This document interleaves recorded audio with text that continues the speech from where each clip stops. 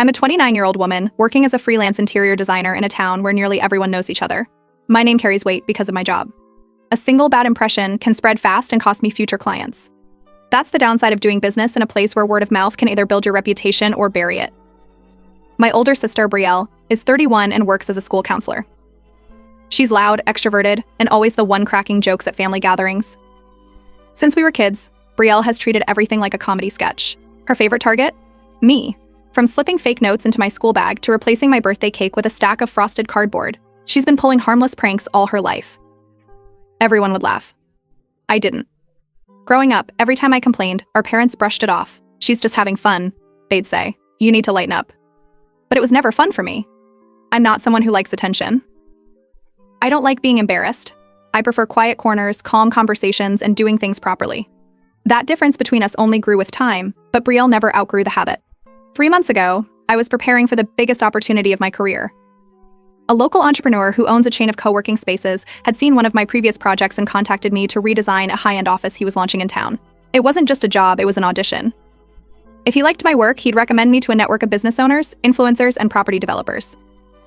After months of work, site visits, mood boards, supplier negotiations, and long nights, I completed the space.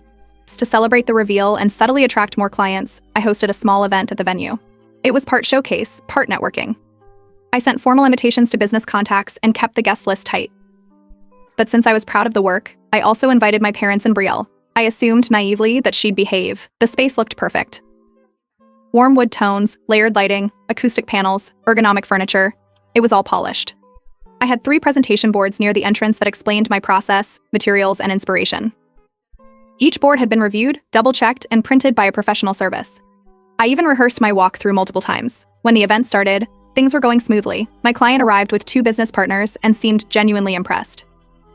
As I was guiding them through the layout, I noticed a few odd looks when we passed the entrance display. One of the men laughed under his breath. My client's expression was more confused than amused. When I circled back to the boards, I saw it. Someone had swapped out the center board with a fake one, and later I found out Brielle had asked a venue staffer to deliver it, pretending it was a late correction. It had messy, cartoonish sketches mocking the entire design. Stick figures pointing at ugly chairs, labels that read "When minimalism meets discomfort," and sarcastic blurbs like "Design so sharp, it cuts your soul and perfect for those who hate cushions." My stomach dropped.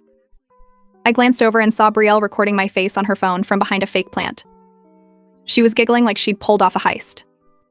I couldn't even react properly. I had guests standing beside me, trying to figure out if the board was a joke or part of the actual design.